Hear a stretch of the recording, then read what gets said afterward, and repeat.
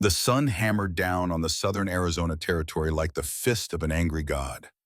Here in this crucible of stone and sand, life was measured not in years, but in the minutes between shade and death. The thermometer read 115 degrees, but such numbers meant nothing to the desert. It simply consumed. Kai moved through this furnace like a shadow given flesh. 33 years old, lean as a pronghorn, his body was a map of the frontier, written in scars and sun-darkened skin. His hair, black as obsidian, hung past his shoulders, held back by a strip of red cloth that had once belonged to his wife. In his hands, he carried a Winchester Model 1873, the rifle chambered in 44-40 caliber. The weapon had been his father's, passed down with the weight of expectation and honor. He was Apache. He was alone. And if the desert had its way, he would soon be dead. But first there was the matter of the woman. Kai had found her tracks 3 hours before sunset. At first he thought it was a trap. White men used women as bait, sometimes left them bleeding and screaming to lure warriors into ambush. But these tracks told a different story. They spoke of desperation, not deception. One boot, one bare foot. Drag marks between the steps.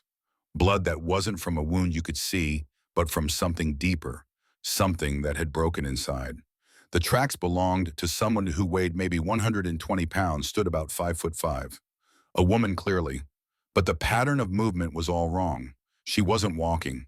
She was stumbling, crawling, dragging herself forward through sheer force of will. Kai knelt in the sand, reading the story written there. His fingers hovered over the imprints. The bare foot left deeper marks on the inside edge. She couldn't bring her feet together. Something prevented it, pain or injury or both. He looked up at the sky. Storm clouds were building to the west, purple and swollen with violence. In this country, rain didn't come as mercy. It came as flood, washing away tracks, filling arroyos with walls of churning water that could kill a horse and rider in seconds. The decision formed in his chest like a stone. Find her, see what she is, then decide.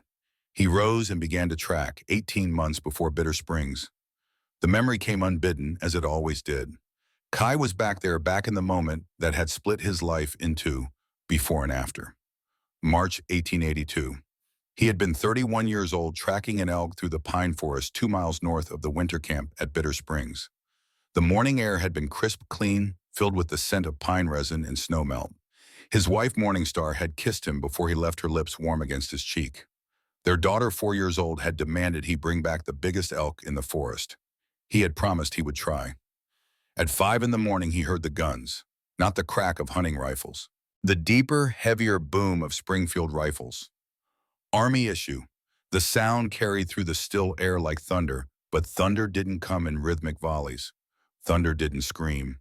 Kai ran, 2 miles, 47 minutes. Every second was an eternity, every step not fast enough. His lungs burned, his legs screamed, but he ran like the wind itself, desperate to reach them, knowing in his heart he was already too late. The smoke rose first. Black and oily, the kind that comes from burning canvas and hair and flesh.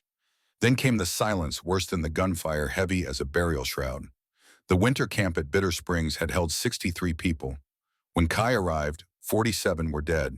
He found Morningstar in the 7th lodge from the east. She had died with a rifle in her hands, an empty Springfield she must have taken from a fallen soldier. The lodge was burned, the canvas blackened, but her body was untouched by fire. The bullet had taken her in the chest, clean through the heart. She hadn't suffered long. Their daughter lay beside her, curled into her mother's side as if sleeping. But the small chest didn't rise and fall. The dark eyes didn't open. Kai knelt between them. He did not cry. Apache warriors did not weep where enemies might see. But something inside him, something essential, turned to ash as surely as the lodges around him. Later, when he could think again, he searched the dead soldiers. There were 3 of them caught by return fire before the cavalry withdrew. In the coat pocket of a lieutenant, he found something that made his blood freeze. A map, hand-drawn precise, showing the exact layout of Bitter Springs. The lodges, the horse corrals, the best approaches. This wasn't a chance encounter. This was planned. Someone had given the army this information. Who, he never found out. By the time he returned to the survivors, 16 souls huddled in a cave 3 miles distant, the question didn't matter. What mattered was the accusation in their eyes.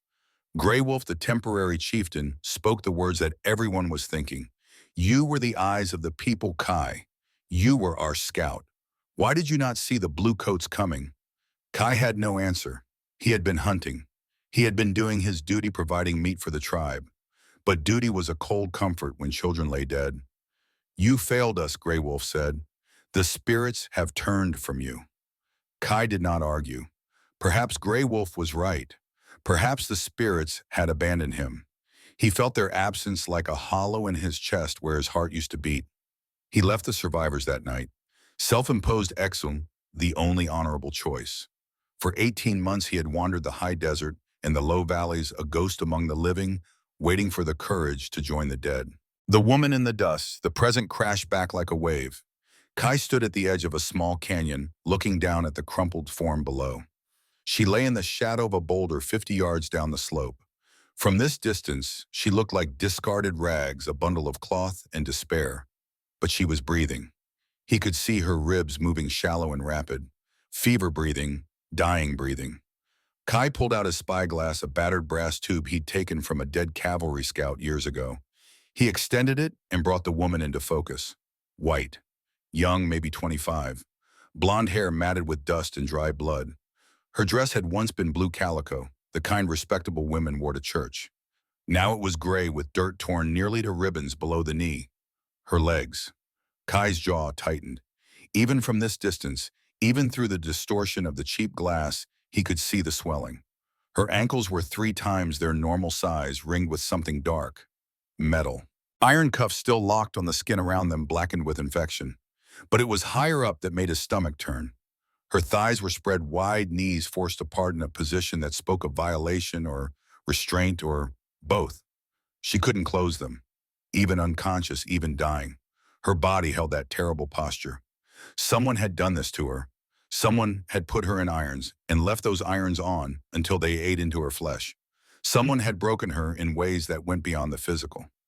Kai lowered the spyglass. His hands were shaking. Not from fear, from rage. He had seen the cavalry shoot women. He had seen them burn children alive in their lodges. He had seen cruelty that would make the devil weep. But this was different. This was intimate. This was a man, not an army. A man who had looked into this woman's eyes every day and chosen again and again to hurt her. The decision came swift and sure. He would save her, not because she was innocent. Not because she was white or weak or desperate, but because 18 months ago he had failed to save 47 people.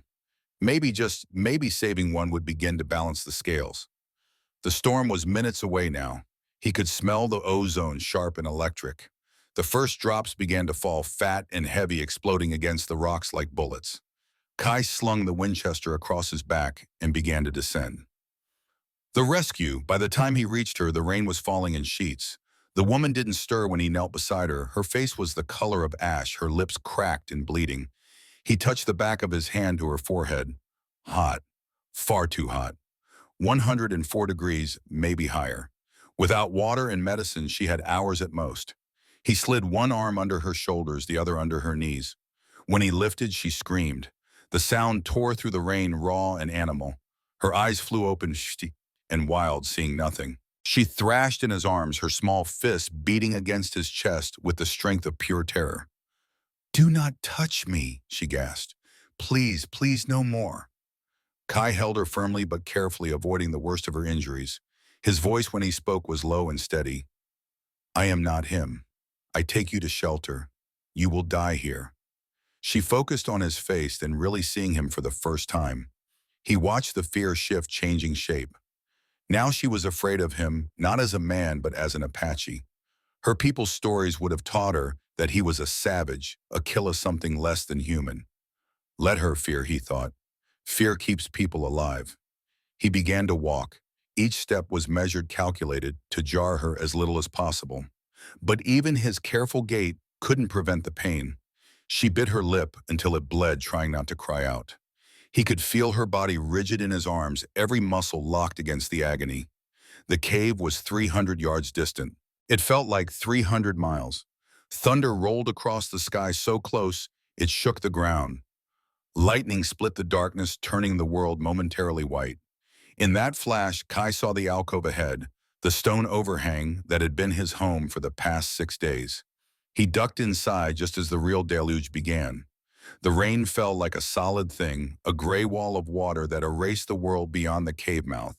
Inside it was dry and relatively warm, the stone holding the heat of the day. Kai laid the woman down on the sand floor as gently as he could. She had passed out again, her head lolling to one side. Better. Unconscious, she couldn't fight him while he worked. He built a fire first, small, smokeless, using dry mesquite from his carefully hoarded pile. The flames caught and grew, pushing back the darkness. In the firelight, the extent of her injuries became clear. The iron cuffs around her ankles were homemade, crude things fashioned from what looked like livestock restraints. They had been on long enough that the metal had worn grooves into her skin, deep channels that wept yellow fluid. Infection advanced. The smell was sweet and rotten, the smell of flesh dying while the body still lived. But the cuffs were just the beginning. Higher up on her inner thighs were raw patches where the skin had been scraped away entirely. Not from crawling, from friction, from something rubbing hour after hour, day after day. Kai had seen this before. Not on people, but on horses. When a saddle wasn't fitted right, when the girth was too tight or positioned wrong, it would create these same kinds of sores.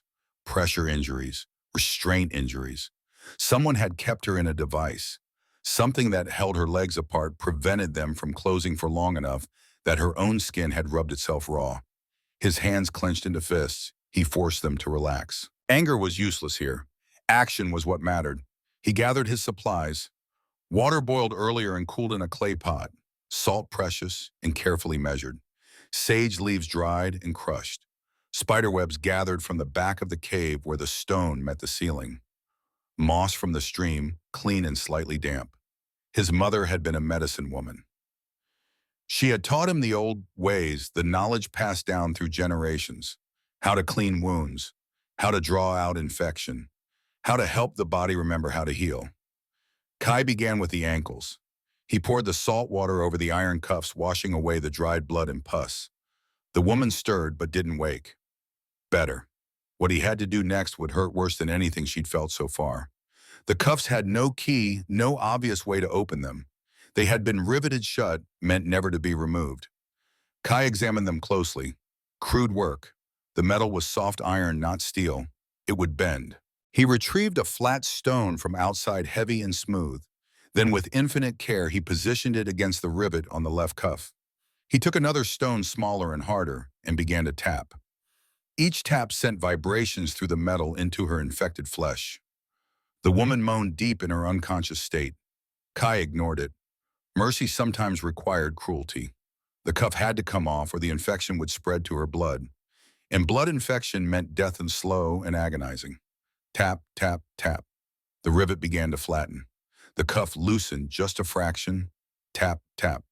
The rivet head sheared off. The cuff fell open. Kai set it aside and looked at what it had hidden. The groove in her ankle was deep enough that he could see bone at the bottom. But the bone looked clean, not infected. Good. He packed the wound with sage and spiderweb, then wrapped it with strips of cloth torn from his spare shirt. He repeated the process on the right ankle. By the time he finished, sweat was running down his face despite the cooling air.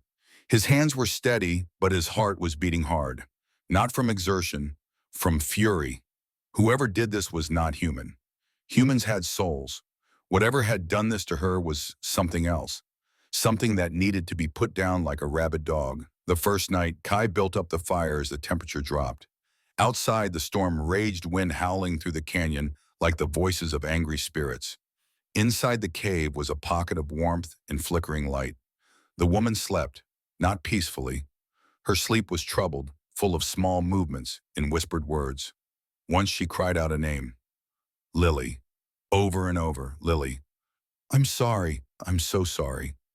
Kai sat cross-legged by the fire, cleaning his rifle. The familiar motion was soothing, almost meditative. Remove the magazine. Check each cartridge. Wipe down the barrel with an oiled cloth. Reassemble. Load. Ready. He had 43 rounds left. Enough for a fight if it came to that. And it would come. Men who did what had been done to this woman didn't let their property escape without pursuit. Near midnight she woke. Her eyes opened suddenly, fully, the way prey animals wake when they sense danger. She saw the cave sealing the fire, and then she saw Kai. She screamed. It was a short scream cut off when her throat seized. She tried to scramble backward, but her legs wouldn't cooperate. The pain hit her like a physical blow. She gasped, her face going white, and collapsed back onto the sand. Kai set down the rifle. He held up both hands, palms out, showing her he held no weapon. His voice was calm, neutral. "I will not hurt you. You are safe here." She stared at him, chest heaving. Her eyes were blue, he noticed. Very blue, like the sky before a storm. And in those eyes was a terror so deep it had no bottom. Where she managed. "Where am I, Stone Canyon? 10 miles south of San Cristobal. You were dying. I brought you here. She stopped. Her gaze traveled over him, taking in the long black hair, the red cloth, the buckskin shirt. "Apache," she whispered. "Yes. Why did you save me?" The question hung in the air between them. Kai considered it. Why had he saved her? Because he needed to save someone. Because he was tired of being the man who arrived too late. Because looking at her broken body reminded him of his own broken soul. But he said none of this. Instead, he said simply, "Because you were dying." She studied his face for a long moment. Whatever she saw there must have satisfied something, because the terror in her eyes receded slightly. "Not gone. Just banked, held in reserve." "My name is Sarah," she said. Sarah Whitmore. Kai. She tried to sit up. The movement pulled at her injuries and she cried out, falling back. Tears leaked from the corners of her eyes. "I can't," she gasped. "I can't move." "I can't. Do not move," Kai said. "Rest. Tomorrow we work on healing. She laughed, a bitter sound. "I'm not broken, Mr. Kai. I'm destroyed. You are alive," he said flatly. "Alive can be fixed." She turned her face away from him toward the cave wall. When she spoke again, her voice was so quiet he almost didn't hear it. "He kept me in chains, in the barn, like an animal, for 3 weeks. Who? My husband." Kai went very still. Husband, the word tasted like ash. Among his people, a husband was a protector, a partner. This man was neither. This man was an enemy. "What is his name?" Kai asked. "Because when I meet him," Kai said, his voice flat and cold, "I will kill him." Sarah's eyes widened. She searched his face, looking for the lie, the exaggeration. She found only truth. "His name is Clayton Gable," she whispered, "and he's looking for me." The first week, the storm lasted 3 days. In that time, Kai kept the fire going, kept Sarah warm and fed. He made broth from rabbit, rich and salty, and spooned it into her mouth when she was too weak to hold the cup. He changed her bandages twice a day, cleaning the wounds with salt water and fresh sage. The infection fought back. On the second day, her fever spiked to 105. She thrashed and moaned, lost in delirium. Kai packed her in wet cloths, trying to bring the temperature down. He made tea from willow bark, the same tea his mother had used to fight fever. The bark contained a medicine, though he didn't know its name. Salicin, the white doctors called it, the precursor to aspirin. On the third day, the fever broke. Sarah woke clear-eyed for the first time since he'd found her. She was weak as a newborn, but her mind was her own again. "Thank you," she said. "You saved my life." Kai nodded. "Now," he said, "we save your legs." He explained the exercises, simple in concept, brutal in execution. She had to straighten her legs, fight against the contractures that had formed in her muscles. The weeks and restraints had taught her body a terrible new normal. Her hip flexors, her adductors, all the muscles of her inner thighs had shortened, locked in that spread position. If she wanted to walk again, she had to stretch them. Slowly, painfully, every day. The first attempt lasted 30 seconds. Kai placed his hand on her knee and gently, carefully pushed her legs straight. She screamed. The sound echoed off the cave walls, merged with the dying storm outside. After 30 seconds, he let her rest. Tomorrow, he said, 1 minute. By the end of the week, she could hold the position for 5 minutes. Progress measured in seconds and tears, but progress nonetheless. In the evenings, they talked, or rather, Sarah talked. Kai listened. She told him about Missouri, about growing up in St. Louis, where the air smelled like coal smoke and the river ran brown. About her father, a stern man who believed daughters were currency to be traded for advantage. About the arrangement he'd made with Clayton Gable, a wealthy rancher 20 years her senior. She had been 22. Clayton had seemed respectable. Successful, a good match. The first 6 months were bearable, she said, staring into the fire. He was controlling, but I thought that was just how husbands were. He decided what I wore, what I ate, who I could talk to. But he wasn't violent. Not then. What changed, Kai asked. I got pregnant. She told him about the baby. A girl they would have named her Lily. The pregnancy had been difficult, the labor worse. 3 days of agony while Clayton refused to send for a doctor. Women have been birthing in fields since Eve, he'd said. You're just being weak. Lily was born silent, blue, already gone, and Sarah had torn, badly, the kind of injury that required surgery stitches, weeks of bed rest. But there was no doctor, no help. Just Clayton angry that his wife had failed to give him a son. The infection that followed nearly killed her. For weeks she couldn't walk without bleeding, couldn't sit without pain. The damage to her pelvic floor, to the delicate structures inside, was severe. When Clayton came to her bed 6 months later, expecting his rights as a husband, she couldn't. The pain was too great. She refused him. That was when he changed, Sarah said. That was when I saw what he really was. He called her broken stock, defective goods. He said if she was going to act like an animal, he'd treat her like one. The barn, the chains, the spreader bar, a cruel device of his own invention designed to keep her legs forced apart. Punishment, he said. So you remember your place. 3 weeks, 21 days of lying in filth, unable to move the iron eating into her flesh with every breath. Then Silas Clayton's foreman got drunk, forgot to lock the door. Sarah found a rusty file in the dirt. 8 hours of sawing through metal while blood ran down her hands. Freedom at 3 in the morning, wearing nothing but her ruined dress. And 3 days of crawling through the desert, waiting to die. Kai listened to all of this without speaking. When she finished, he stood and walked to the mouth of the cave. The storm had passed. The stars were out hard and bright in the clean air. He stood there for a long time, looking at the night. When he came back, his face was set like stone. Clayton Gable, he said, is a dead man walking. He just doesn't know it yet. The 10th day. On the morning of the 10th day, Sarah stood. Not for long, not well. But she stood, her legs shaking, sweat beading on her forehead. She took one step, then another, then a third before her legs buckled and Kai caught her. He lowered her gently to the ground. She was crying, but this time the tears were from joy. I did it, she gasped. I walked. Tomorrow, Kai said, 10 steps. That afternoon, he taught her to shoot. The Winchester was too heavy, too long for her weakened state.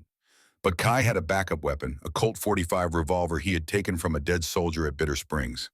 He showed her how to hold it, how to aim, how to control the kick. She fired 6 shots, missed 5 times. The 6th hit a prickly pear cactus 30 yards away, exploding the pad in a spray of green pulp. Good, Kai said. Again. They practiced until the sun began to set. By then she was hitting the target 3 times out of 6. Not great, but enough to maybe save her life if it came to that. As the light faded, Kai climbed to the canyon rim. He took the spyglass and scanned the horizon. Nothing to the south, nothing to the east. To the west, the sun was a ball of red fire sinking into the desert. And to the north, 2 miles distant, he saw them. 5 riders, moving in a search pattern, spreading out and then converging, checking every arroyo and draw. They had dogs. He could see them, small, dark shapes ranging ahead of the horses. Clayton's posse. Kai watched them for 10 minutes. They were good, methodical, covering ground efficiently. At this rate, they'd reach the canyon by tomorrow afternoon. He descended back to the cave. Sarah looked up as he entered, saw something in his face. What is it? They're coming. Kai said, 2 miles out, maybe less. We have to move. Sarah's face went white. Can we fight them? Kai shook his head. 5 men, high ground, rifles. We run or we die. He began to pack immediately. Water in 2 canteens, food enough pemmican for 3 days, ammunition every round he had, medical supplies. His hands moved quickly, efficiently, the result of a lifetime spent ready to flee at a moment's notice. Sarah tried to stand and fell. Kai caught her, helped her up. She looked at him with desperate eyes. I can't run. I can barely walk. You don't have to run, he said. I have a horse. He led her outside to where a gray wind waited. The Mustang was small, compact, with zebra stripes on her legs and an intelligent eye. Kai had stolen her from a cavalry outpost 6 months ago. She was worth more than gold.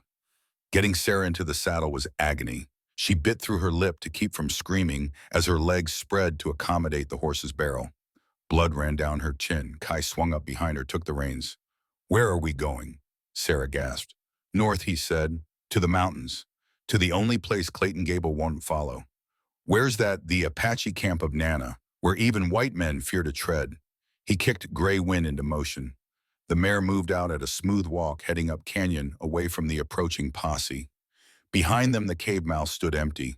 The fire was dead, the supplies gone. In a few hours, when Clayton's men arrived, they would find nothing but ash and silence.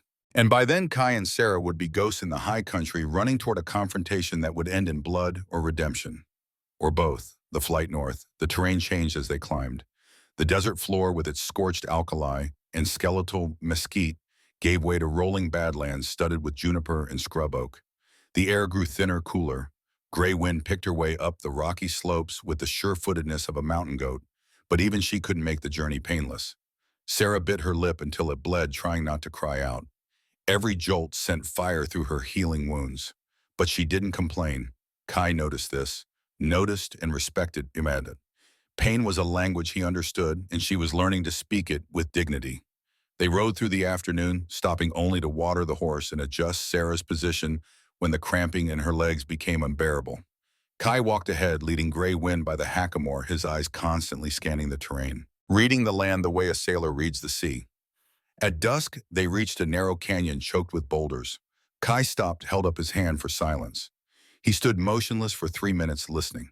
The wind carried sounds from far away, a dog barking, the faint jingle of tack and bit.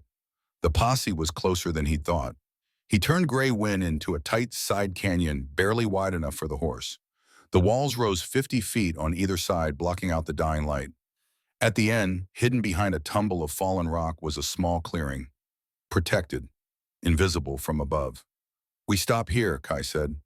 "No fire tonight." Sarah slid from the saddle with his help. Her legs buckled immediately. She sat hard in the dust, shaking. "How close are they?" "Close enough to hear if we make noise.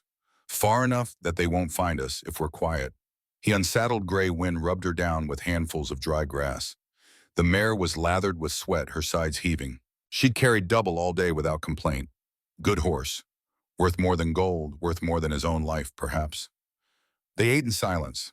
Pemmican hard as leather, washed down with water that tasted of canteen metal.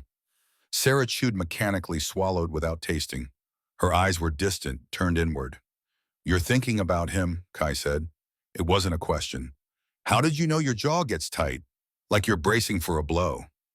Sarah touched her face, surprised. "I didn't realize." She was quiet for a moment, then said, "I keep thinking I'll wake up and still be in the barn, that this is a dream and he's about to come through the door." "He's not here," Kai said. "And if he comes, I will stop him." "How can you be so certain?" "Because I have nothing left to lose. And a man with nothing to lose is the most dangerous thing in the desert." The canyon ambush. Morning came cold and gray. Kai woke before dawn, as he always did. Years of survival had trained his body to rise with the first hint of light. He lay still for a moment, listening to the sounds of the desert waking. Somewhere a coyote yipped. Higher up, a hawk screamed its hunting cry. And from the south, barely audible, came the sound of horses. He was on his feet in seconds, rifle in hand. He climbed to a vantage point 20 feet above their camp, moving silent as smoke. From here, he could see back down the main canyon the way they'd come. 6 riders now, one more than yesterday. Kai pulled out the spyglass, brought them into focus. 5 hired guns, hard-faced men with the look of professional killers, and one tall figure in a black duster coat riding a gray horse. Even at this distance, Kai could see the arrogance in the way he sat the saddle. This would be Clayton Gable, the man who had chained Sarah like livestock, the man who needed to die. Kai watched them for 5 minutes. They were following the trail, slow but methodical.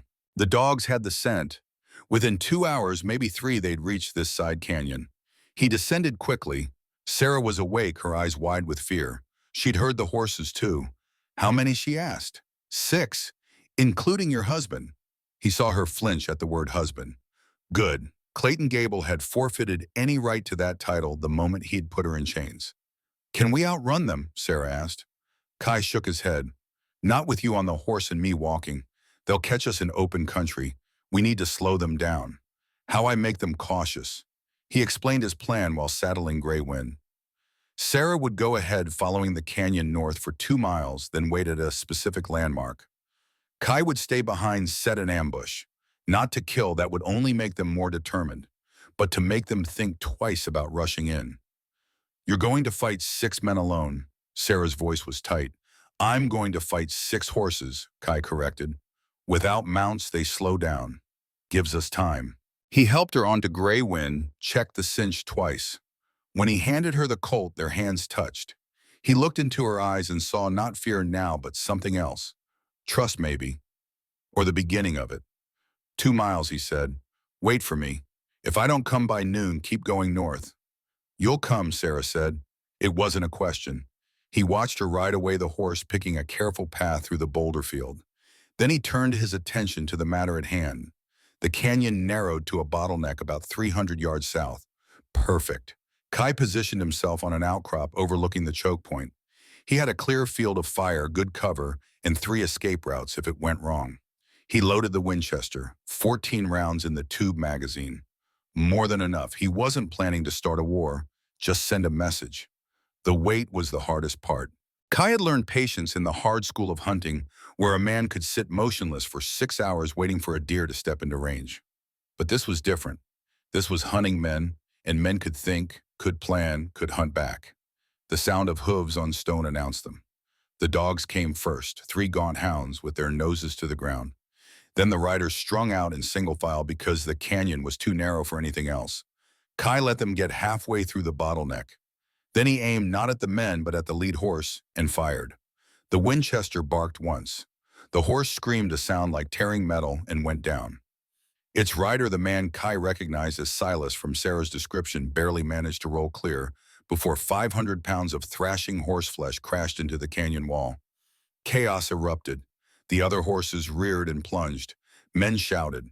Someone fired a wild shot that ricocheted off stone 50 feet from Kai's position. He fired twice more. Both shots hit stone directly over the riders' heads, showering them with rock chips and dust. Then he was moving, sliding down the backside of his outcrop, running low and fast through a maze of boulders that he'd scouted earlier.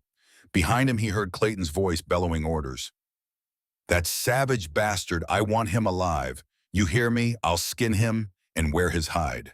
The man's rage carried clearly in the thin air. Good. Angry men made mistakes. Kai ran for half a mile, then doubled back, circling wide. By the time he reached the spot where Sarah waited, his breathing was steady and his hands were calm. The brief firefight had cost him 3 bullets and bought them maybe 4 hours. It would have to be enough. The decision, they rode hard for the rest of the morning, pushing Grey Wind to her limits. The terrain grew rougher, steeper. Ponderosa pines appeared, their bark puzzle pieced and orange in the strengthening light. The air smelled of resin and altitude. Sarah clung to the saddle horn, her knuckles white. She'd stopped trying to hide her pain. Every step the horse took was agony, but she endured. Kai walked beside her, one hand on Grey Wind's neck, feeling the mare's exhaustion through his palm. At noon, they stopped to rest. Sarah slid from the saddle and immediately collapsed. Her legs had locked up, the muscles cramping so badly she couldn't straighten them. Kai knelt and began to massage her calves, working the knots with strong, sure hands. She gasped at first, then relaxed slightly as the cramping eased. This was not the first time he'd touched her therapeutically. Over the past 10 days, his hands had cleaned her wounds, stretched her muscles, held her when she was too weak to stand. There was nothing romantic in it, only necessity, but something had changed between them. Some barrier had fallen.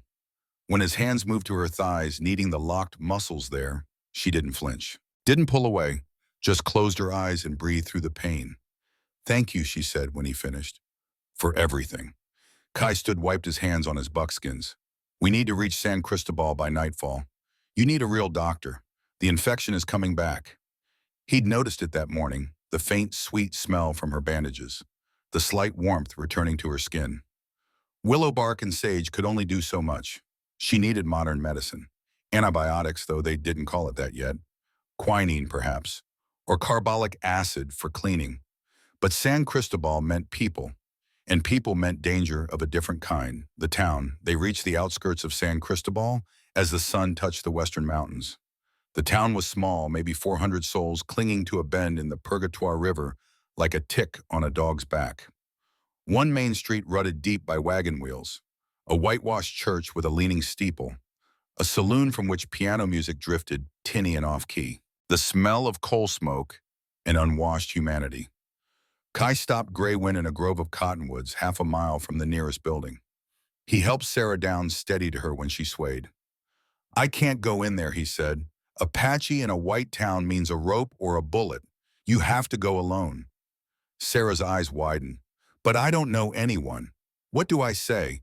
Tell them you were attacked by bandits, lost in the desert, found your way here.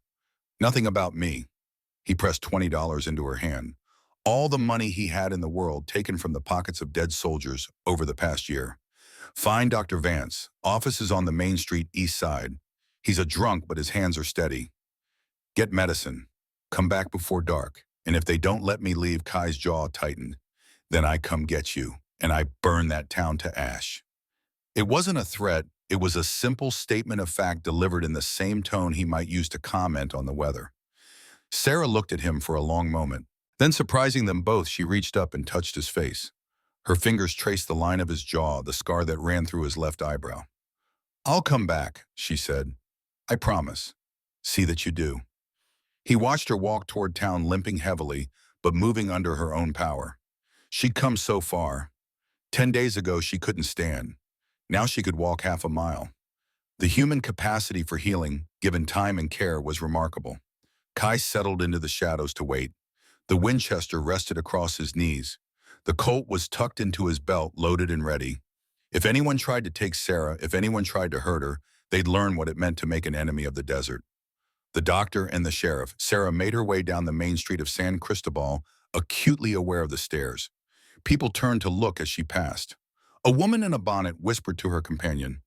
A man, loading a wagon, stopped mid-motion, his mouth hanging open.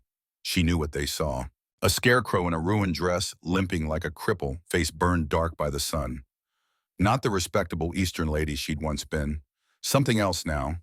Something broken and remade. The doctor's office was where Kai said it would be. A small, clapboard building with a dust-caked window and a sign that read, "Der Avery Vance, Physician and Surgeon." She pushed through the door. The man behind the desk looked up. He was perhaps 50, with a face mapped in broken capillaries and eyes that had seen too much frontier suffering. He wore a stained waistcoat and smelled faintly of whiskey. "Help you, miss, I need medicine," Sarah said. Her voice came out hoarse, barely recognizable. "For infection." Vance stood, came around the desk. His eyes went immediately to her gait, the way she held her legs apart. Without speaking, he gestured to the examination table in the back room. "Let's have a look." The examination was clinical professional, but Sarah still had to fight the urge to flee.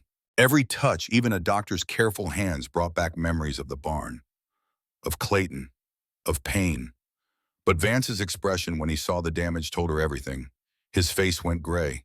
He sat back heavily on his stool. "Christ almighty," he breathed. "Who did this to you, my husband?" "Clayton Gable." The name meant something. Vance's expression shifted, became guarded. "Gable's a big man around here. Provides beef for the reservation." "The law won't help you. I'm not asking for the law," Sarah said. "Just medicine." Vance nodded slowly. He went to a cabinet, pulled out bottles and tins. Arnica salve for the wounds, laudanum for pain, quinine powder for infection. He wrapped them carefully, handed them over. "These will help, but you need rest. Real rest. Months of it." Sarah took the package. "How much do I owe you?" "Nothing." Vance's voice was rough. "Can't charge a woman for trying to stay alive." She left through the back door, not wanting to walk the main street again. But she'd only gone 3 blocks when a voice stopped her. "Well now, if it ain't the runaway wife." Sarah turned. A man stood blocking the alley. He wore a tin star pinned to a greasy vest.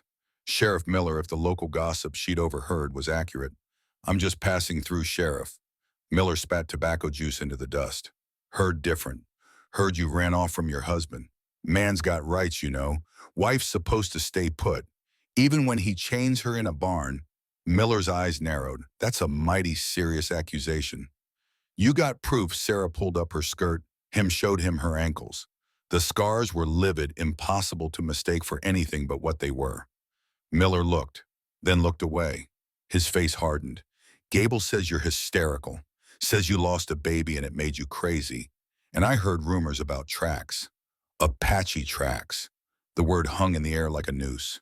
If you've been spreading your legs for a redskin, Miller continued, then Gable was right to discipline you. That ain't just running away. That's treason against your race. Sarah felt ice flood her veins. She backed away slowly. I haven't done anything wrong. Get out of my town, Miller said. And if I were you, I'd go back to your husband. Beg his forgiveness. It's the only way you're getting out of this alive. Sarah turned and ran. Ruth, she was lost within 5 minutes. The back alleys of San Cristobal twisted and doubled back on themselves. Her lungs burned. Her legs screamed. She stumbled into a small square near the river and collapsed against a wall, gasping. Child, Sarah looked up. A woman stood in the doorway of a ramshackle hut. She was perhaps 40, with skin the color of coffee with cream and hair streaked with gray. Mexican, maybe, or mestizo.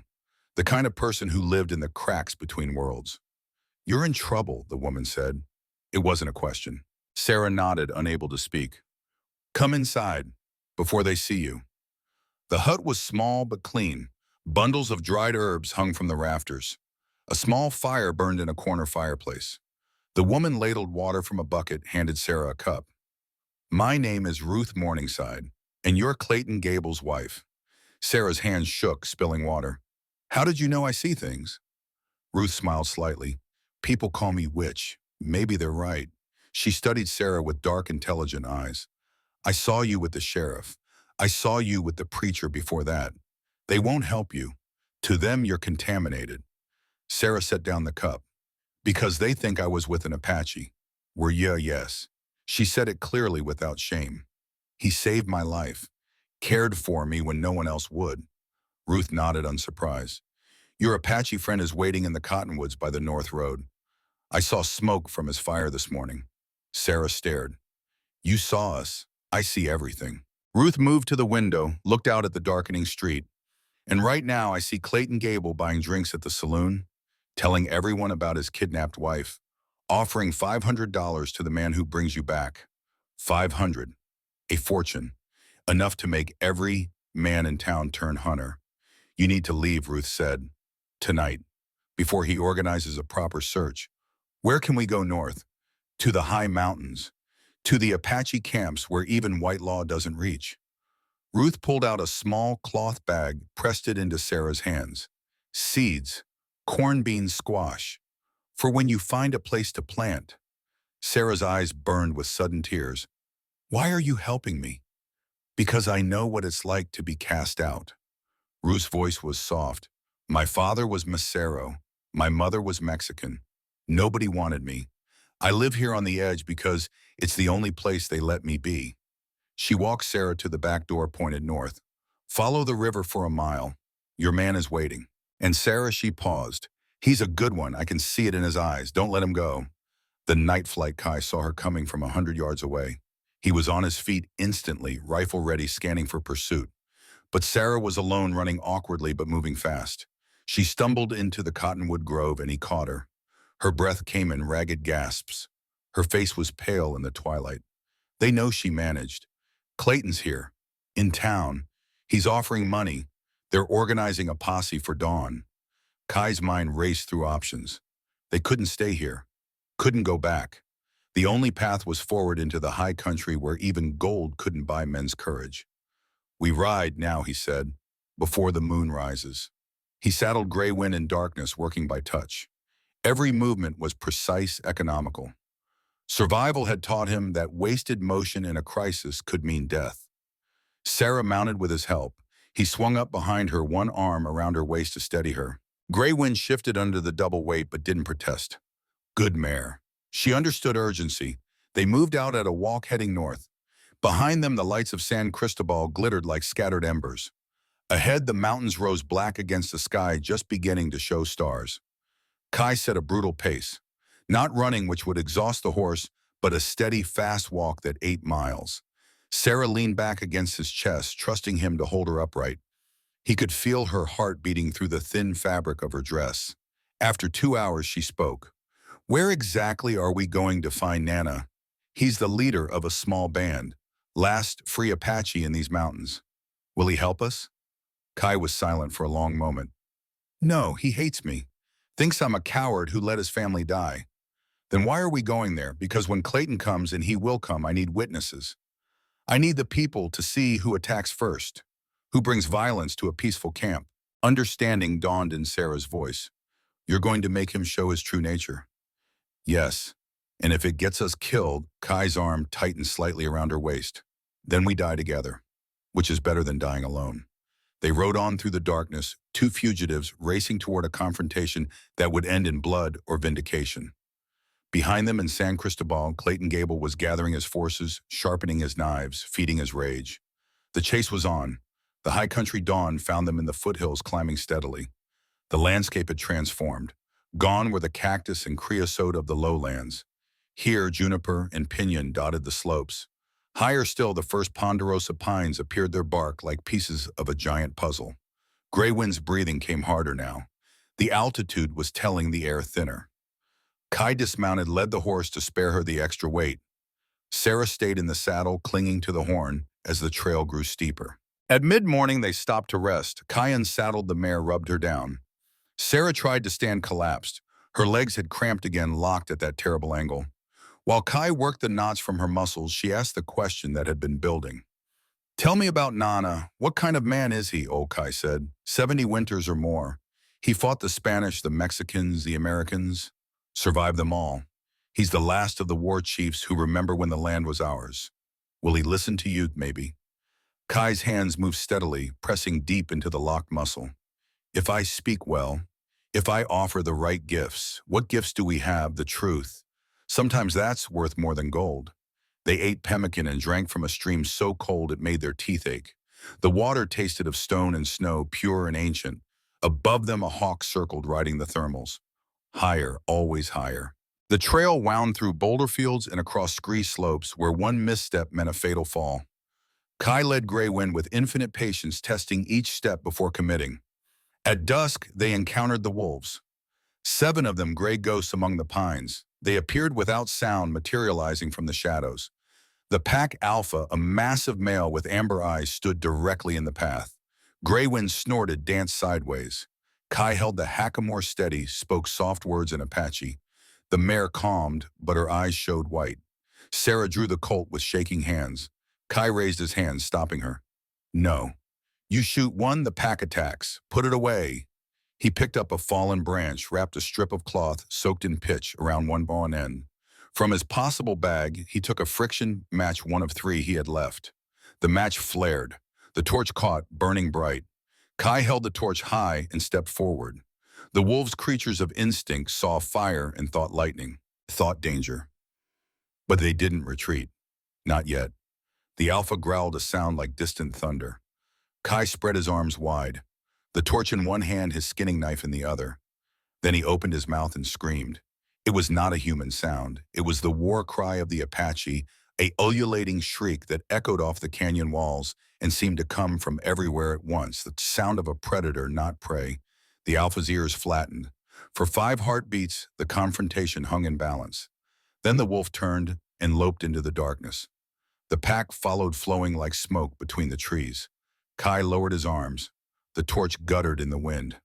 Have you done that before? Sarah's voice shook. 3 times. Twice it worked. And the 3rd time I still have the scars. Dawn on the mountain, they reached the high pass as the first light touched the eastern sky. Kai stopped, let Sarah dismount. Together they stood at 7,000 feet, looking back the way they'd come. Below, the desert spread like a rumpled blanket, brown and gold and infinite. They could see for 100 miles. See the heat shimmer already rising. See the dark line of the river. See, if they looked carefully, the tiny cluster of buildings that was San Cristobal. And they could see the dust, a column of it rising from the desert floor, moving fast, heading toward the mountains. How many? Sarah asked. Kai studied the dust cloud. At least 6, maybe 7. They're pushing hard. How long until they reach us? Half a day, maybe less. Sarah turned to him. Her face was drawn, exhausted, but there was steel in her eyes now, something that hadn't been there 10 days ago. Whatever happens, she said, I'm not going back. I know. If they take me, if you can't stop them, promise me something. Kai looked at her. Promise you'll kill me first. Quick and clean. I won't go back to that barn. I'd rather be dead. The words hung between them, stark and terrible. Kai reached out, touched her face, his calloused fingers gentle against her cheek. You won't have to choose, he said, because I won't let them take you. I'll stand between you and every man in that posse. I'll fight until I have no bullets, no strength, no breath. And when I fall, if I fall, you'll still be free. How can you promise that? Because 18 months ago, I failed to save the people I loved. I watched them die because I was too far away too late. He paused, his dark eyes holding hers. I won't be too late again. Sarah leaned forward, rested her forehead against his chest. They stood like that for a long moment, two damaged souls finding strength in each other's presence. Then Kai stepped back. We have to move. The Apache camp is 3 hours from here. They mounted again, turned north. The high peaks rose before them, still capped with snow, even in late summer. Somewhere up there, hidden in a granite bowl, was Nana's camp. And somewhere behind them, Clayton Gable rode with murder in his heart. The confrontation was coming. Blood would be spilled. Questions would be answered. But first, they had to survive the next 3 hours. The granite bowl, they found the camp just before noon. It was hidden in a natural amphitheater of stone, the wall rising 200 feet on 3 sides. A perfect fortress. The only approach was through a narrow gap barely wide enough for a horse. 12 wickiups clustered around small fires. Women worked at grinding stones. Children played with rawhide balls. Old men sat in the shade smoking and talking in the ancient language. And at the edge of the camp, 5 warriors stood with rifles, watching Kai's approach with hard eyes. He raised his right hand palm forward, the sign of peace. Then he dismounted, helped Sarah down. Together they walked toward the camp, moving slow and steady, no sudden movements, no threats. An old man emerged from the largest wickiup. He was stick-thin, bent with age, but his eyes were sharp as obsidian blades. He carried an old Sharps rifle, the kind buffalo hunters used. One shot could drop a man at 800 yards. Kai, he said, his voice was dry leaves scraping stone. The man who let his family burn. You dare come here, I seek shelter. Grandfather, for one night, for her. Kai gestured to Sarah. Nana's gaze moved to Shura, took in the scars visible on her ankles the way she stood. A white woman, you bring poison to us. She is hunted by evil men, the same men who burn villages and kill children. Then let them have her. Why should we die for white skin? A younger warrior stepped forward. Tarek, perhaps 26, with the lean build of a runner. This is the coward from Bitter Springs. He hid while his people died. Tarek raised his rifle, pointed it at Kai's chest. Leave or I shoot. Kai didn't move, didn't flinch. He looked Tarek in the eye and spoke quietly. Then shoot. But know this. When you kill me, you become like the blue-coat soldiers. You kill a man who came in peace. The rifle trembled slightly in Tarek's hands. Nana held up one gnarled hand. Enough. The old man studied Kai for a long moment. Then his gaze went to Sarah, lingering on her scars. Finally, he spoke. One night. Because your father was a great man, Kai. Not because of you. He pointed to the far edge of camp. You stay there. Away from the people. If she brings trouble, both of you die. Kai bowed his head. Thank you, grandfather. Do not thank me. Nana's voice was hard. Survive the night. We then go. They were given no shelter, no food, no welcome. Kai built a small lean-to from pine branches, while Sarah sat in the shade watching. The people of the camp watched too, their faces closed hostile. A child threw a rock. It struck Sarah's shoulder, sharp and stinging. She flinched but didn't cry out. Kai turned to saw the child, saw the mother holding another rock ready to throw. He walked over, stood between Sarah and the woman, said nothing, just stood there, solid as stone. After a moment, the woman lowered her arm. She spat in the dirt at his feet, then turned away. They hate me, Sarah whispered when Kai returned. They want me dead. They fear you, Kai corrected. You remind them of everything they've lost. That night, they huddled together under the buffalo robe. The temperature had dropped to near freezing. Sarah shivered despite the fur. Kai's arm was around her shoulders, his body heat all that kept her from hypothermia.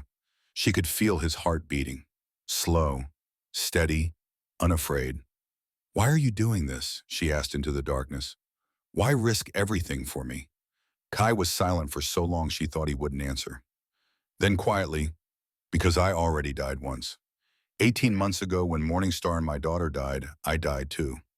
I kept breathing, kept walking, but I was dead inside." He paused. "You brought me back. You gave me something to protect, something to fight for. Now I live for you." Sarah turned in his arms, looked up at his face in the starlight. "Don't die for me. I already died. Died once," Kai repeated. "You brought me back to life. Now I live for you." She kissed him then, not from passion, though passion was there, but from something deeper, recognition. Two broken souls finding each other in the darkness, finding home. When they finally slept, they slept as one, wrapped together against the cold and the hatred and the coming storm. Tomorrow Clayton would arrive. Tomorrow blood would be spilled. But tonight they had each other. And that was enough. The burst of voice from the rim. The afternoon sun beat down on the granite bowl with merciless intensity. Sarah sat in the shade of the lean to shelling beans into a borrowed clay pot. Her hands moved mechanically while her mind wandered elsewhere. To Missouri, to the barn, to the strange, impossible journey that had brought her to this hostile place. The shout came without warning. "Hey!" The voice boomed down from the canyon rim, amplified by the natural acoustics of stone. Sarah's hands froze. She knew that voice, had heard it whisper endearments and scream obscenities, had learned to gauge her safety by its tone. Clayton. The camp erupted into controlled chaos. Women grabbed children and pulled them toward the wickiups. Warriors seized rifles and took cover behind boulders. Nana emerged from his lodge, moving with surprising speed for a man of 70 winters. Kai was beside Sarah in seconds, his Winchester in hand. He pushed her behind a large rock, pressed the Colt into her palm. "Stay down. Do not move." On the rim above, silhouettes appeared against the sky. 7 men on horseback, backlit by the sun, so they looked like shadows given form. "I know you're down there," Clayton's voice carried clearly. "I want my wife. Send her up and we leave you be. Keep her, and we come down there and kill every last one of you." Tarak turned on Kai, his face twisted with rage. "Give her to them. Why should we die for a white woman?" He raised his rifle, pointing it not at the rim but at Sarah.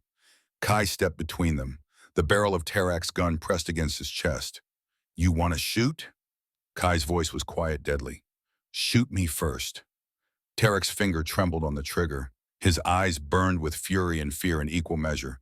For 3 heartbeats, death hung in the balance. Then a shot rang out from the rim, not aimed at anyone. A warning shot that kicked up dirt near Nana's feet. The old man didn't flinch. He simply raised his own rifle, ancient sharps that looked older than he was, and fired back. The boom of the buffalo gun echoed like thunder. The bullet struck stone 2 feet from where Clayton sat, his horse showering him with rock chips. And just like that, the shooting started. The battle, the Apache warriors, outnumbered but protected by stone and fury, returned fire with disciplined precision. They didn't waste ammunition on wild shots. Each trigger pull was calculated, aimed. Kai knelt behind the boulder Sarah pressed against his back. He brought the Winchester to his shoulder, sighted carefully. His first shot took a horse in the haunch, not to kill the animal, but to wound it enough that its rider would be thrown. The horse screamed and reared. Its rider, a hard-faced man in a canvas duster, barely managed to roll clear before 500 pounds of panicked horseflesh crashed into the canyon wall. Return fire came fast and heavy. The posse had better weapons, newer rifles. 2 of them carried Sharp's buffalo guns that could kill at 800 yards. Bullets whined off stone, filled the air with chips and dust. Sarah covered her ears against the noise. The world had become chaos, sound, and terror. She wanted to run, to hide, to wake up from this nightmare. But there was nowhere to run. The granite bowl was a fortress, yes, but it was also a trap. Kai fired again. This time he aimed high, deliberately missing. He didn't want to kill these men. Killing would only fuel more killing, but he needed to slow them down, make them cautious. The posse began to descend. They came down the steep trail, single file, using their horses as shields. Clayton led the way, his face red with rage and exertion. 50 yards from the camp floor, then 40, then 30. Tarak, lying behind a rock to Kai's left, took a hit. The bullet caught him in the shoulder, spun him around. He went down hard, his rifle clattering on stone. Blood spread quickly across his shirt. Kai didn't hesitate. He left his position, ran in a crouch to where Tarak lay. The younger warrior's eyes were haunted with his shock and pain. Why, Tarak gasped as Kai dragged him to better cover. Why save me? Kai pulled off his belt, fashioned a quick tourniquet around Tarak's upper arm. Because we are Apache. We do not leave brothers behind. He cinched the belt tight. Tarak cried out, then went silent. His eyes, when they met Kai's, held something new. Not respect, not yet, but the beginning of understanding. 20 yards now. Clayton and his men were almost to the canyon floor. The Apache fire was slackening. 5 warriors against 7 hired guns. The mathematics were not in their favor. Kai returned to Sarah. She looked at him with terrified eyes. We're going to die, aren't we, maybe? Kai checked his ammunition. 4 rounds left in the Winchester. 6 in the Colt. Not enough. Not nearly enough, Sarah, he said quietly. If it comes to it, if they take me down and come for you, use the last bullet on yourself, quick behind the ear. You won't feel anything. She stared at him, nodded once. Her hand tightened on the Colt's grip, but it didn't come to that. Sarah's stand, Clayton reached the canyon floor. He stood there in the open, a big man made bigger by rage, his pistol held ready. Behind him, 6 hired guns spread out in a loose semicircle. Sarah, he bellowed. Get out here, this ends now. Sarah felt something shift inside her, a lifetime of fear, of cowering, of making herself small, all of it compressed into a single bright point of fury. She stood. Kai grabbed for her, but she was already moving, stepping out from behind the boulder into full view. The shooting stopped. Both sides, shocked by her sudden appearance, held their fire. She walked forward. Not fast, not slow. Her limp was pronounced, her legs still unable to come fully together. But she walked like a woman who had made a choice and would not be turned aside. Clayton's face split into a triumphant smile. There you are. Come here, Sarah. Come to me. Sarah stopped 20 feet from him, close enough to see the broken veins in his cheeks, the madness in his eyes. No, the word rang out clear and hard. What did you say? I said no. Sarah's voice grew stronger. I am not your wife. I am not your property. I am not coming back. You'll do as you're told. Clayton took a step toward her. You'll get over here right now or I'll drag you back by your hair. Sarah raised her voice, addressing not just Clayton, but the hired guns, the Apache, the entire world. Look at me. She grabbed her skirt, lifted it high. Look at what this man did. The scars on her ankles were livid in the harsh sunlight. The marks where iron had eaten flesh, where infection had turned skin black. Undeniable. Unmistakable. He chained me like livestock.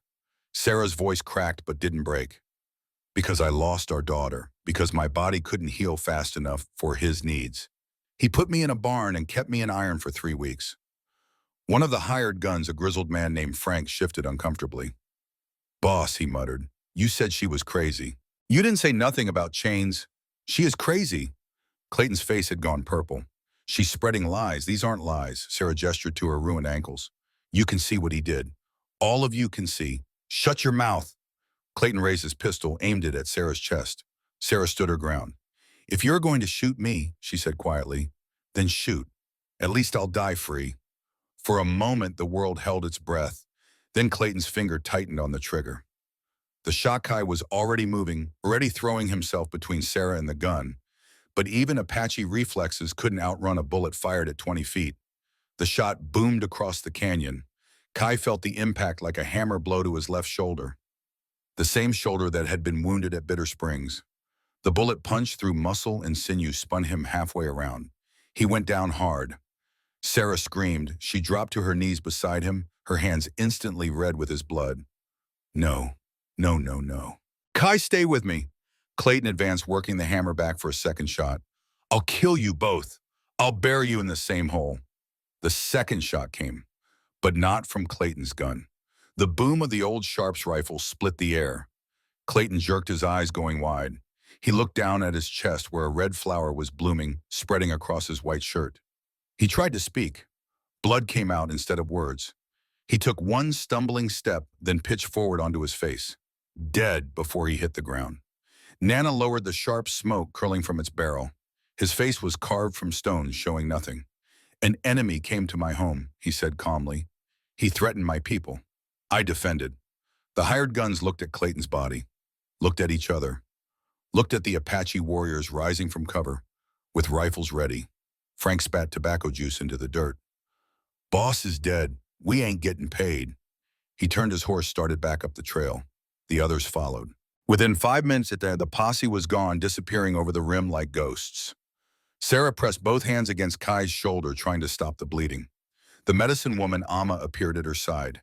Ancient and weathered, she carried a leather pouch of supplies. Move, girl. Let me work. Sarah moved, watched with terrified eyes as Amma cut away Kai's shirt, probed the wound with gnarled fingers. The bullet had gone clean through. Missed the bone, missed the major vessels. Lucky for a man who'd just taken a bullet. Kai's eyes opened. He looked at Sarah, managed a weak smile. You spoke loud. Sarah laughed through her tears. I learned from the best. Acceptance. 2 days passed.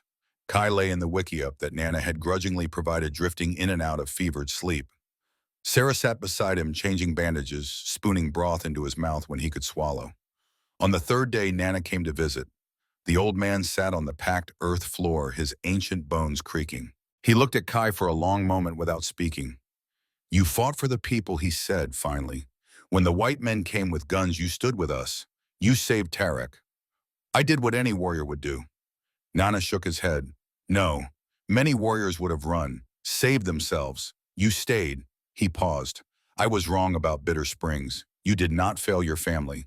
You were simply not there. These are different things. He placed a gnarled hand on Kai's good shoulder. Welcome back, brother. After Nana left, Tarek appeared. His own shoulder was wrapped in clean bandages. He stood awkwardly in the doorway, then stepped inside. I owe you a life debt, he said stiffly. You could have let me die. Instead, you saved me. Kai shook his head. We are even. You stood and fought beside me. That is all the payment I need. Tarek nodded, reached into his pouch, and pulled out a bundle wrapped in deerskin. Pemmican. For your journey. Journey, you cannot stay. Tarek's face was somber. Soldiers will come asking about the white man who died. If they find you here, they will burn the camp. You must go. Kai understood. Acceptance came with conditions. Safety required sacrifice. 2 days, Nana had said. Then you leave. The valley. 1 week later, they rode out. Kai's shoulder was healing, the wound clean and closing. He could use his arm, though it ached in the cold morning air. Sarah sat behind him on gray wind, her arms around his waist. The people of the camp had given them gifts. Ammunition from Nana, seeds and medicine from Amma, dried meat from Tarek. Small things but precious. Proof that they were no longer outcasts but something else. Survivors. Allies. They rode north for 5 days, following trails that Kai remembered from his youth. Higher into the mountains where the air grew thin and the pines gave way to spruce and fir, where snow lingered in the shadows even in summer. On the 5th day, they found it. A narrow valley hidden behind a fortress of granite ridges.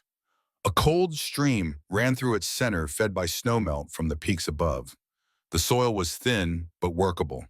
Pine and juniper provided wood for building. Game trails crossed the meadow. It was hard country, unforgiving, but it was hidden, protected, a place where no sheriff's writ would reach. Here, Kai said. Sarah looked around, saw the challenges, the isolation, the brutal winters that would come, but she also saw possibility. Here she agreed. They set to work immediately. The first shelter was crude, a lean-to of pine boughs that barely kept out the rain. But it was theirs. No one could take it from them. Kai, working with one good arm, began to fell trees. Sarah stripped bark, gathered moss for chinking. Her hands, soft when she'd left Missouri, grew calloused and strong. Her body, broken by iron and abuse, found new purpose in labor. The cabin rose slowly, 4 walls of notched logs, each one placed with care. A roof of split cedar, shakes that Kai shaped with patient strokes of his hatchet. A stone fireplace that took a week to build, each rock selected and placed by hand. When the first snow fell, they had walls and a roof and a door that barred from the inside. They had a fire that pushed back the cold. They had each other. One night, lying on their bed of pine needles and buffalo hides, Sarah spoke into the darkness. We did it. We built a home. Kai's arm tightened around her. Yes, but she heard the reservation in his voice. What's wrong? Nothing is permanent. This valley, this cabin, the world can still take it. Soldiers, settlers, disease. 1,000 things can destroy what we've built. Then we'll build again. Sarah turned to face him. That's what survivors do. We keep building. She kissed him then, not the desperate kiss of two people facing death, but something different. The kiss of two people choosing life, choosing each other, choosing tomorrow. The community, they were not alone for long. The frontier was a machine that chewed up people and spat them out. And some of that human wreckage found its way to the hidden valley. The first was a family of 4 traveling in a broken-down wagon pulled by a half-starved mule. Thomas Jefferson was 36, a powerfully built man with skin like polished mahogany and the hands of a craftsman. His wife Grace carried their youngest child, a baby girl named Hope. Their son Samuel, 9 years old, walked beside the wagon. They had been farmers in Kansas until night riders burned them out. Now they were refugees looking for anywhere that would let them exist. Kai met them at the head of the valley, rifle in hand. Thomas raised his empty hands, showing he meant no threat. "We're just looking for a place to rest the mule," Thomas said carefully. "We ain't trouble." Kai studied them, saw the exhaustion, the fear, the desperate hope that maybe, just maybe, they'd found a place where the color of their skin didn't mark them for violence. He looked at Sarah. She nodded. "There's water by the willows," Kai said, "and we have extra corn. You can stay." Thomas's eyes widened. "You sure about that?" "You don't even know us. I know enough." Kai gestured to the valley. "This is a place for people who don't fit anywhere else." "Seems like you qualify." Thomas smiled for the first time since they'd met. "I'm a blacksmith, can forge tools, horseshoes, whatever you need. Then we need you." Kai extended his hand. "Welcome." They built a second cabin across the stream. Thomas set up a forge, simple but functional. The ring of his hammer on the anvil became the heartbeat of the valley. Others came. Carlos and Rosa Morales, an elderly Mexican couple whose sheep had been scattered by cattle barons. They brought their flock 12 animals that provided wool and milk, and eventually meat. Silent John arrived next, a prospector, half mad from mercury poisoning. He couldn't string 3 words together anymore, but he could find water and stone. He walked the valley with a forked stick, showing them where to dig for springs. Then came Red Deer Woman, a Lakota widow with 2 children. Her husband had died on the reservation, starved by corrupt Indian agents who sold their food rations for profit. She was a hunter, skilled with bow and rifle both. 7 families by the end of the first year. 23 souls who had been cast out by the world, who had found each other in this high valley where no law reached. They helped each other survive. Thomas forged tools. Carlos predicted weather. Rosa made cheese. Red Deer Woman brought in game. Sarah taught the children to read using a battered Bible in her own careful hand. And Kai, the quiet Apache warrior, became something he'd never expected to be. A leader. Not through force or proclamation, but through example. When a cabin needed raising, he was the first to lift a log. When meat was scarce, he took the youngest hunters into the forest and taught them to track. When disputes arose, he listened with patience and spoke with wisdom. The secret: the second winter came hard and fast. Snow piled to the eaves of the cabins. The temperature dropped to 20 below. They survived on stored food and rationed game, huddled around fires while the wind screamed outside. It was in February, during the worst of the cold, that Sarah realized she'd missed her monthly courses. Twice now. Her breasts were tender. She felt nauseous in the mornings, though it passed by noon. She sat by the fire one evening, watching Kai clean his rifle. The familiar motions, oil and cloth, and patient care. She gathered her courage. "Kai, I think I'm with child." His hand stopped moving. For 5 seconds, he didn't breathe. When he looked up, his face was unreadable. "Are you certain?" "No. But all the signs." She touched her belly. "I think so." Kai set down the rifle. Stood. Walked to the door, opened it despite the cold. Stood there looking out at the snow-covered valley. Sarah's heart sank. She'd hoped for joy, for excitement. Instead, she saw his back rigid with tension. "Say something," she whispered. He turned. His face was wet. Not from snow. "I lost a daughter once," he said, "when I couldn't protect her. When I failed." He crossed the room, knelt before Sarah, placed his hands on her belly. "If I lose another child, I will not survive it. You won't lose this one." Sarah covered his hands with hers. We have Grace, who's birthed 2 babies. We have Rosa, who's midwife dozens. We have Red Deer Woman and her medicines. This baby will live. How can you promise that? Sarah pulled his head against her chest, felt his tears soak through her dress. Because 18 months ago you were dead inside. I brought you back to life. This baby isn't death's child. It's life's answer to death. Kai held her, then held her, and the promise of the child within. And for the first time since Bitter Springs, he wept. Not silently, not hidden, but openly, letting the grief and the fear and the desperate hope pour out. They would have a child. They would build a family. They would prove that from pain and iron and cruelty, something beautiful could still grow. The teacher, as winter melted into spring, Sarah's belly swelled. The baby kicked strongly, a fighter from the start. The women of the valley rallied around her. Grace shared her knowledge. Rosa brewed special teas. Red Deer Woman gathered herbs that would ease labor and prevent infection. But it was Samuel who became Kai's shadow. Thomas's 9-year-old son followed Kai everywhere. To the forest when he checked snares. To the stream when he fished. To the high meadow when he hunted deer. The boy was silent, watchful, absorbing everything. One morning, Kai handed him a bow. Not a toy, but a real weapon scaled to his size. He spent the morning teaching Samuel to shoot. Breathe out slowly. Kai stood behind the boy, guiding his stance. Let the arrow fly between heartbeats. Samuel released. The arrow flew 20 yards, stuck quivering in a pine stump. Good. Again. They practiced for an hour. When Samuel could hit the stump 8 times out of 10, Kai sat him down on a fallen log. Samuel, you know why I teach you these things? To hunt. Kai shook his head. To survive. But survival isn't just about taking life. It's about knowing when to take it and when to spare it. He pulled a skinning knife, held it up to catch the light. A strong man protects the weak. That's what makes him strong. Not his muscles, not his weapons. His choices. Samuel nodded solemnly. Like you protected Sarah from those bad men, yes. And like you'll protect people someday. Because I'm teaching you to be a man who can be trusted with strength. The lessons continued. Not just hunting, but tracking. Fire making. Reading weather. Finding water. The 1,000 small skills that meant the difference between life and death in the wilderness. But more than that, Kai taught values. Honesty, loyalty, the importance of keeping one's word. These things couldn't be demonstrated in an afternoon. They had to be lived day after day until they became part of the boy's bones. Thomas noticed. He pulled Kai aside one evening while Samuel was practicing his knots. Thank you, Thomas's voice was rough with emotion. For teaching my boy, for treating him like he matters. He does matter.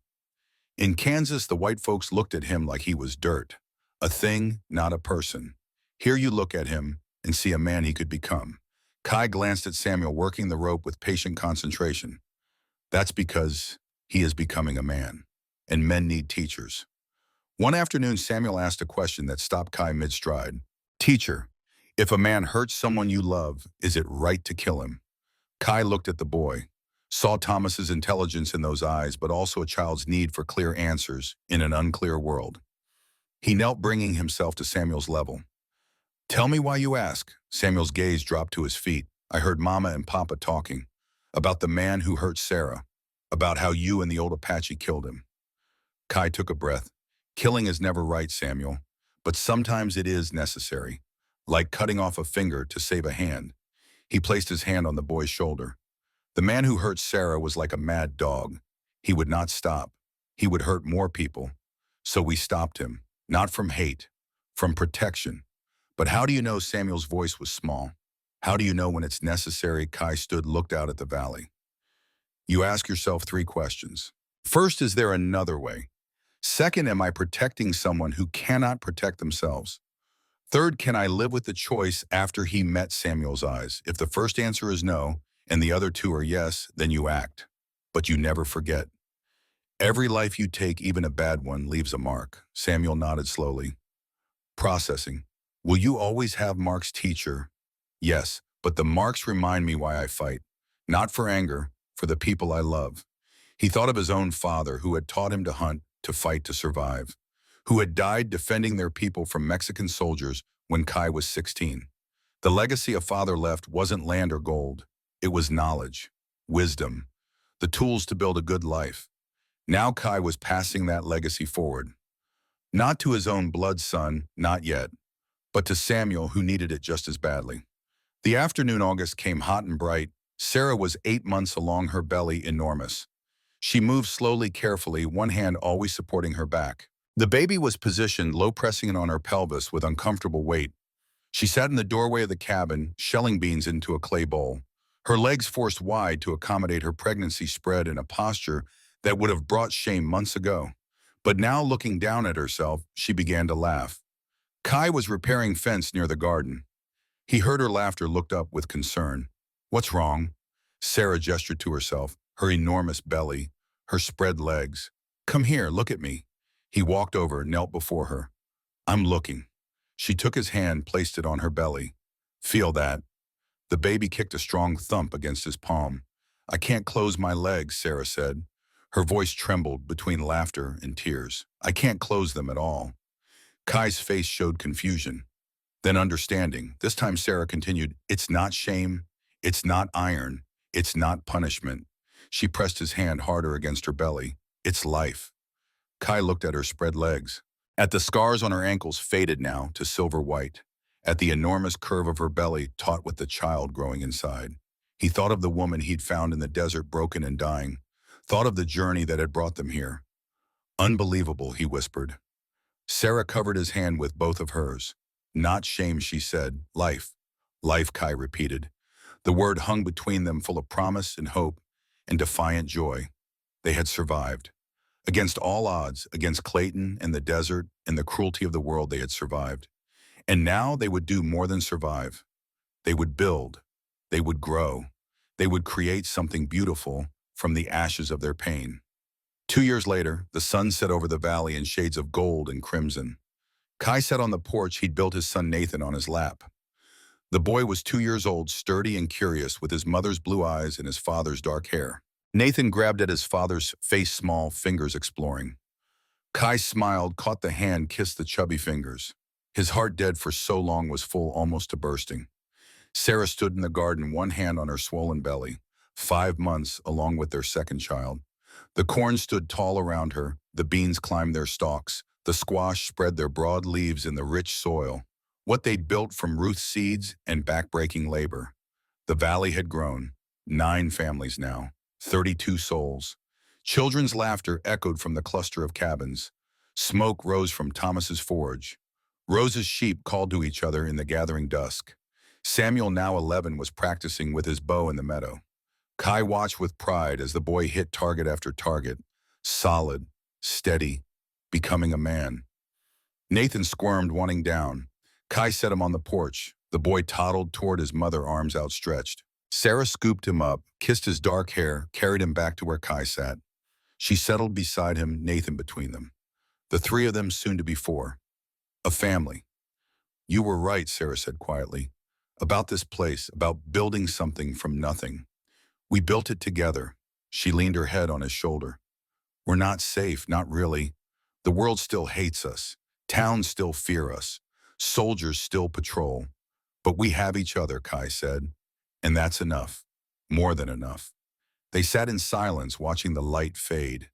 In the distance, a hawk cried its hunting song. The corn rustled in the evening breeze. From Thomas's cabin came the sound of Grace singing her a rich voice, carrying the old hymns. Nathan, fighting sleep, curled against his father's chest. Kai wrapped his arms around his son, felt a small heartbeat against his own. Thought of all the things he would teach this boy. How to track, how to hunt, how to build. But more than that, how to be honorable. How to protect the weak. How to stand between the ones you love and every danger the world can throw. "Tell him," Sarah said. "Tell him the story." Kai looked down at his drowsy son. "When you're older, little one," he said softly, "I'll tell you how your mother and I found each other. How we were both dying in different ways. How the desert tried to kill us and failed." He paused, choosing his words carefully. "I'll tell you about the barn and the iron, about the chase through the mountains and the battle at the Apache camp, about building this valley with our own hands. And I'll tell you the most important part." "What's that?" Sarah asked, though she knew. "That from the worst pain can come the greatest joy. That broken things can heal. that a man who thinks he's dead can learn to live again. He kissed the top of Nathan's head. The boy's eyes had closed, his breathing deep and even. And I'll tell you that you, Nathan, are the proof. You are life's answer to death, hope's answer to despair. You are everything your mother and I fought for. Sarah wiped her eyes. Her free hand found Kai's, their fingers intertwining. Below them, the valley settled into night. Fires winked to life in cabin windows. The stream murmured its endless song. Somewhere an owl called, hunting the darkness. They sat there as the stars emerged one by one, filling the sky with light. A man, a woman, a child. A family built from pain and iron and unbreakable will. Kai had come to this valley wanting to die. Now holding his son sitting beside his wife, who carried their second child, he understood that life was not about avoiding pain. It was about choosing again and again to keep building in spite of it. The world beyond the valley was still cruel, still unjust, still filled with men like Clayton Gable who took pleasure in breaking others. But here in this hidden place, they had created something else, a community of cast-offs and survivors. A place where Apache and Black and Mexican and white could live without fear. Where strength meant protecting the weak, not preying on them. It wasn't much. 9 families in a mountain valley that most maps didn't show. But it was real. It was theirs. And it would endure. Nathan stirred, murmured something in his sleep. Kai held him closer. Tomorrow there would be work. Fences to mend, corn to harvest, children to teach. The endless labor of survival. But tonight there was only this. The weight of his son in his arms. The warmth of his wife beside him. The stars wheeling overhead in their ancient dance. For tonight and all the nights to come, it was enough, more than enough. It was everything.